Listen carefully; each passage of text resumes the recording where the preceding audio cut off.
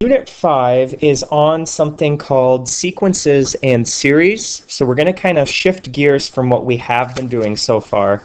And Unit 5 only has 3 sections in it, and I placed it this week because I know it's the holiday week and I didn't want to put a lot of work on you guys. So this will be a short unit. So Section 1 is an introduction to what sequences are, or what I mean when I say sequences. So we're going to be using sequences to find particular terms, and then we're actually going to be setting up sequences using different types of notation. So this first section is really just getting used to the notation that we're going to see up here. So what is a sequence? If I give you a sequence of numbers, all that is an ordered list of numbers. There's some kind of a pattern to it, some kind of rhyme or reason to it. It's not just random. There can be 2 types of sequences. They can either be finite or infinite.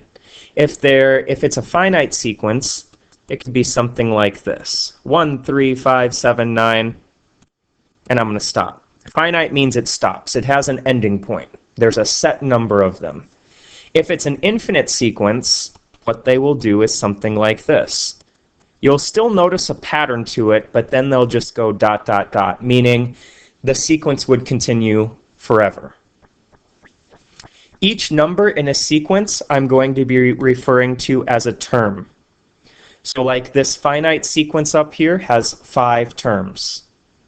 This second sequence has an infinite number of terms. They would go on forever. So here's some of the notation that you will see when we deal with sequences. These examples say, write the first 5 terms of the sequence. So this notation, this A and then like a little subscript n, that's read as A sub n. It's like A with a subscript of n. So when I say A sub n, that's what I'm referring to. And so the sequence on this first example is expressed by 3n minus 2, where n can be any number we want. Since it wants me to write the first 5 terms of the sequence, and it wants me to begin with 1, here's what we're going to find.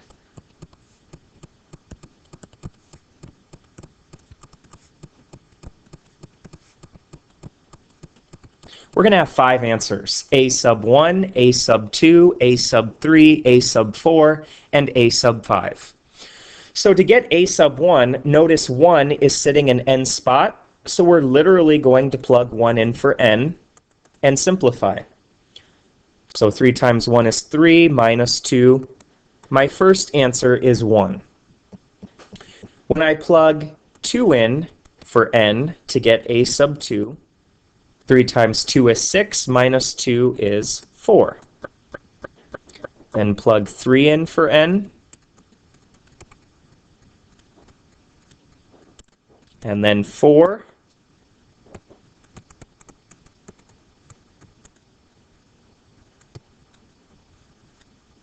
And then 5.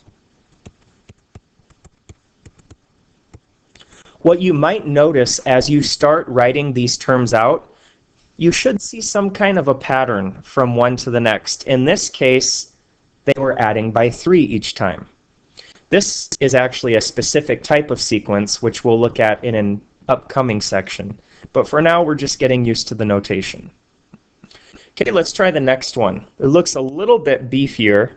So let's first do A sub 1. So I'm going to plug a 1 in for all the n's. Okay, with this fraction, let's do the numerator and denominator separately. So the numerator, negative 1 to the first, is still negative 1. The denominator, 2 times 1 is 2, plus 1. So my first answer is negative 1/3. I would like it if you kept it as a simplified fraction. So A sub 2, negative 1. Now I'm plugging a 2 in for all the n's. So now careful with the top. Negative 1 squared. Think negative 1 times negative 1. So it should be a positive 1. And on the bottom, 2 times 2 is 4, plus 1. This time I get a positive 1/5. A sub 3, we're going to plug a 3 in for all the n's. Negative 1 cubed is negative 1. And on the bottom, 2 times 3 is 6 plus 1. So I get negative 1/7. Do you see some kind of a pattern from one to the next? Maybe you already know what the fourth term is going to look like, but let's go through it. Negative 1 to the fourth over 2 times 4 plus 1. So negative 1 to the fourth is going to be a positive 1. On the bottom, 2 times 4 is 8 plus 1. I get a positive 1 over 9. And a sub 5.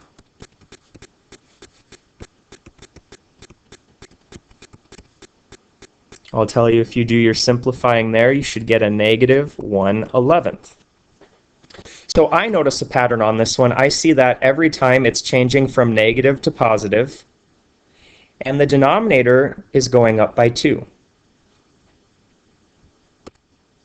Okay, let's look at the next one. Find the indicated term of the sequence. So it gives me the sequence represented by a sub n, and it says, hey, find a sub 11. What does that mean?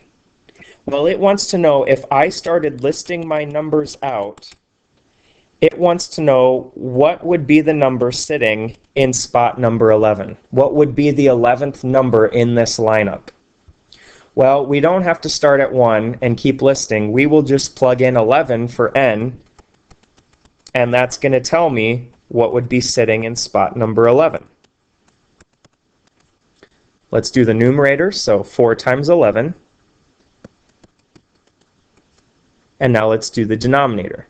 You'd want to do your 11 squared, then times 2, and then minus 3.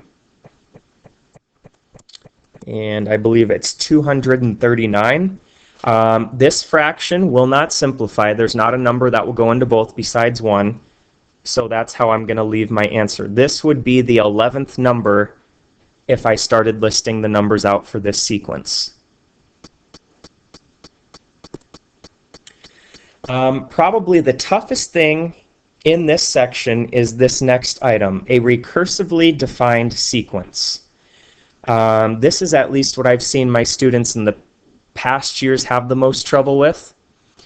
What this means, if it's a recursive sequence, new terms are defined by using previous terms.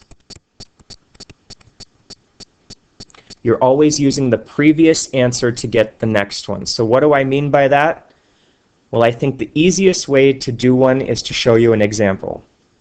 Write the first 5 terms of the recursively defined sequence. So, you'll always see multiple parts to a recursive sequence. It's got 3 parts to it. The first part, you'll like this, that's one answer. That's the first term. So there's one of the 5 things at once. There's my first answer. It's telling me a sub 1 is 5.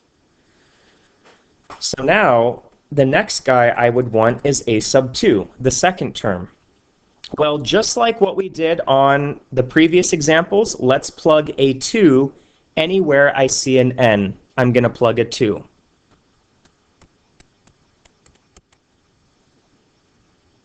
Okay, well, that didn't really do a whole lot when I plugged 2 in for the n. Well, let's simplify. That would turn into 3 times a sub 1. Okay, great. How do I get an answer from this? Well, I know what a sub 1 is. It's 5. So this really becomes 3 times 5. So my second answer, a sub 2, is 15. So why is this called a recursive sequence? Well, to get this second answer, I had to use the answer that came before. I had to use the previous answer. So let's see if we're following this. If I wanted to find a sub 3, I'm going to plug a 3 in for the n's. and simplify. So notice it turned into a sub 2. So to get this third answer, I have to use the answer that came before. So this is going to turn into 3 times 15. So here's the bummer with these. If you mess up at the beginning, the rest of your answers are screwed because you're always using the previous answer. And sometimes my students will ask, well, wait, what's this third thing mean? This n is greater than or equal to 2. Well, that just means the starting number that you can pick for n is 2, and then keep going. So we have 2 more to find. A sub 4, I'm going to plug a 4 anywhere I see an n, which now means I have to use the third term. So 3 times 45, and I get 135.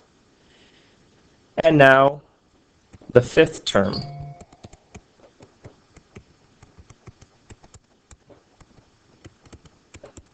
So I have to use the fourth answer to get the fifth one.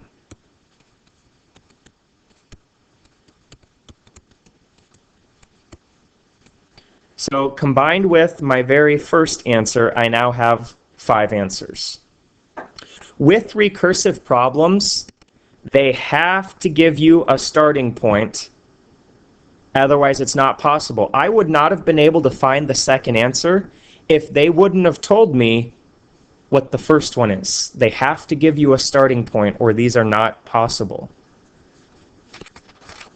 Okay, one other notation that you will see today is called the factorial notation. And in math, a factorial is denoted by an exclamation point. So, for example, if you see this in the math world, that's read as 4 factorial. It's not 4. I mean, you can say it really excited, but that's not what it means. What it actually means, if you see that notation, it's a shortcut rather than writing it all out. Remember, mathematicians love their shortcuts. 4 factorial is equal to 4 times 3 times 2 times 1. You start at the number and you multiply all the way down to 1. So 4 factorial, if I multiplied those together, 4 factorial is equal to 24. If I saw 6 factorial, that means 6 times 5 times 4 times 3 times 2 times 1. So it's a shortcut instead of writing out all that multiplication. So then the general form, if you saw n factorial, in general math terms, what does that mean? Well, it means I'd start at n, and then I would times by n minus 1, and then I would times by n minus 2, and I would keep doing that until I'm at 1. Okay, let's try an example of this. Write the first 5 terms of the sequence. Begin, now notice this is important, this time they want me to begin with n equals 0. They will usually tell you where they want you to begin, if they want you to begin at 1 or if they want you to begin at 0. This time I'm going to start with 0. So a sub 0 equals 2 to the 0 divided by 0 factorial. Now, we know anything to the 0 power is 1, but what is 0 factorial? You might want to write this down somewhere because it might surprise you. 0 factorial is equal to 1. Why? That doesn't make sense. Or does it? What the factorial notation means in the math world, it usually appears when you're talking about probability, and it's the number of ways that you can order something. So like 4 factorial means if I had 4 objects, how many different ways could I rearrange those 4 objects? Well, there's 24 ways. So 0 factorial means if I have 0 items, how many ways can I rearrange or order them? Well, 1 way. That's it. So 0 factorial is 1. So 1 over 1. So my first answer is 1. Now let's do a sub 1. So 2 to the first over 1 factorial. So 2 to the first is 2. 1 factorial would be 1. So my second answer is 2. Next, a sub 2 would be 2 squared over 2 factorial. 2 squared is 4. 2 factorial means 2 times 1. So 4 over 2, I get an answer of 2. A sub 3, plugging a 3 in. 2 cubed is 8. 3 factorial means 3 times 2 times 1. So I get 8 over 6. I would like that fraction simplified. It will simplify down to 4/3. And a sub 4, plugging a 4 in for the ends. So 2 to the 4th, 16. 4 factorial, we already talked about up here. It's 24. And then I would like that fraction simplified. 8 will go into both of them. So 2/3. And I'm done. And you might say, wait, how come you're not going to a sub 5? We're supposed to list 5 terms. Well, we started with 0. So we do have 1, 2, 3, 4, 5. We have 5 answers. So I'm going to stop. All right, let's work on simplifying expressions with factorial notation in them. We will see these a couple of times in this unit. So there's a hard way to simplify this and an easy way. I'm going to show you the easy way. I look at the biggest factorial, and I'm going to start breaking that down. 8 times 7 times 6, and I'm actually going to stop the train. I'm not going to break the 6 down any further. And you might say, why? Well, if I look at the denominator, why would I stop the numerator at 6 and not go all the way down to 1? Well, because of this multiplication and division, I can cancel that entire set out and make less work for myself. So then the top is 56, and the bottom, 2 factorial, would mean 2 times 1, or just 2. I get 28. Now, if that confused you, you could do it this way. 8 times 7 times 6 times 5 times 4 times 3 times 2 times 1 over 2 times 1, and then I have 6 times 5 times 4 times 3 times 2 times 1. Cancel, cancel, cancel, cancel, cancel, cancel. It's a little obnoxious, but you get to the same result. I just took the quicker way the first time. I don't care which way you do it, but I will expect you to show me the work that you do to cancel it. Let's look at the next one. N factorial over n minus 1 factorial. So let's start at the top. If I start breaking that down, it would be n times, and then I'd have to do 1 less, so n minus 1, and I'm going to stop it there. I'm going to stop the train. Why would I stop it there? Well, it's going to cancel. And it turns out I'm left with just n. All right. The last type of notation that we will see, and we're going to see this a lot in the last 2 sections of this unit, is called sigma notation, or sometimes it's called summation notation. Any of you that are familiar with Greek life or Greek letters, this is a Greek letter. This symbol is called sigma. It is from the Greek alphabet. Whenever you see this symbol in math, I don't care where it's used, if you see this symbol in the math world, it literally means to find the sum. It means you're going to be adding things together. You see that symbol, you think sum. That's why it's called summation notation.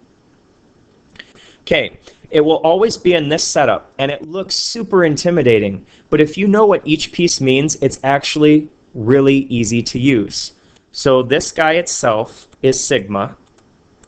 which means we're going to find the sum. This guy over here, this a sub I, this is your sequence.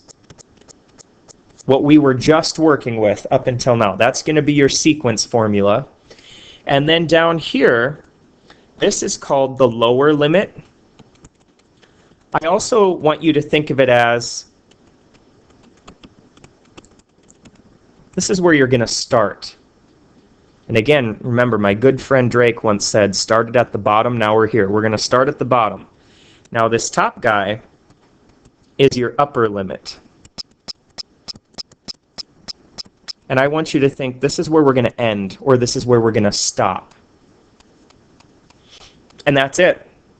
There's not a whole lot to these. You might say, what is the purpose of this? Again, mathematicians didn't like having to write everything out, so this is a condensed way to say a lot. Example, find the sum. Actually, if I gave you this setup, I wouldn't even have to give you directions, because you should know if you see the sigma symbol, you're going to find the sum. You need to drill that into your head. Sigma means sum. So what do we do? Well, here is my sequence, 3 times I. And where do they want me to start? Well, they want me to start when I is 1. So kind of like what we did on the first problems, I'm going to substitute 1 in. That's going to be, you can think of that as like your a sub 1. And then I'm going to plug 2 in. That would be like a sub 2. And then I'm going to plug 3 in. And then I'm going to plug 4 in. How do I know when I'm done? Well, you want to keep your eye on the upper limit. We're going to go until we get to 5. So I'm going to plug 5 in. Great. So now the question is, what do I do with all these things? Well, sigma, the sigma symbol, means we are going to total them up at the end. And that's going to be my answer. That's going to be the sum. So 3 plus 6 plus 9 plus 12 plus 15. I want to add them all up. So my answer, the answer to this problem, we would say, is 45. And it's done. So again, notation looks super scary, but it's really not that bad. Okay, next one. Again, we have sigma, so I want to find the sum. Now be careful. Notice the number I'm going to plug in first is 3. I'm not going to start at 1. I'm going to start at 3. So 1 plus 3 squared. And then I'll do 1 plus 4 squared. And then I'll do 1 plus 5 squared. Where am I going until?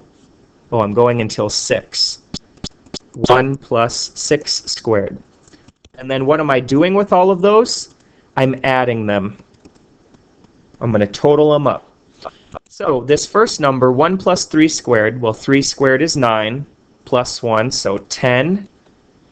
The next number, 16 plus 1. The next one, 25 plus 1. And 36 plus 1. And again, those values I am adding together. So if we do that, our total should come out to 90. That would be the sum. Okay, the last thing is kind of going backwards. So express the sum using summation notation. So if they want me to use summation notation, that means I'm going to be using sigma. Use 1 as the lower limit, so they're saying, hey, you're going to start with 1. And I for the index, so we're going to use I as our variable. So the first thing I want you to do is we're going to set up sigma. And notice this setup that I have here, 1 cubed plus 2 cubed plus 3 cubed, all the way up to 7 cubed. They say, hey, we don't want to write this whole thing out. Can you just express it using the shortcut notation? Sure, we can. So they told me we're going to start with 1. They told me that in the directions, and we're going to use I. Okay? So now what I tell people to do is let's figure out our formula. Well, they had 1 cubed, then 2 cubed, then 3 cubed. So each time they're just cubing the number. So how would I write that as a formula? Well, it would be I cubed. Because do you agree if I plugged 1 in, I'd have 1 cubed. If I plugged 2 in for I, I'd have 2 cubed. If I plugged 3 in for I, I'd have 3 cubed. So that's my setup. Now the last question is, what would be my upper limit? When did they stop? Well, the last thing they did was 7 cubed. So 7. So here is my answer. That's it. So this is the shorthand way of representing this entire string of numbers. Okay, grand finale. So let's set up sigma. And I want to start with 1. I equals 1. So they did 1, and then 1/3, and then 1/9, 1/27. Now this one is beautiful because look at the last guy here. See how it has a variable in it?